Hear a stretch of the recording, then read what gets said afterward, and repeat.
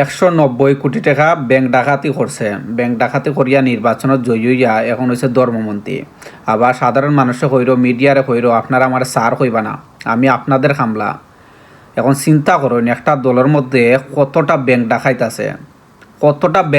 আছে, কতটা ঋণ খেলাফি মন্ত্রী আছে, এমপি আছে। আর এমন একটা দলদের জনগণে সরকার হিসাবে বানাইয়া রাখছে। খুব দুঃখ লাগে, এই মানুষগুলারে আমরা ক্ষমতাত বুয়াইছি। আমরা যারা ক্ষমতাত বুয়াইছি ইটা বালা করে জানিয়ে রাখবা, একজন খারাপ ব্যক্তিরে যদি আপনি ভোট দিয়া যদি ক্ষমতাত বইয়া রাখেন, তাইলে এই ফাফর একটা অংশীদার আপনি হইবা। কারণ জানিয়ে একটা খারাপ ব্যক্তিরে আপনি ক্ষমতাত বইয়া রাখছেন, যে এই মানুষটা 190 কোটি টাকা লুটপাট করিয়া খাইছে ব্যাংকর গেছ থাকি। আর এই ঋণটা এখনো শোধ করতে পারছে না, ওই মানুষটারে আবার আমার দেশের ধর্মমন্ত্রী বানাইয়া রাখছে। এ ধর্মের বিষয়ে মন্ত্রিত্ব পালন করব।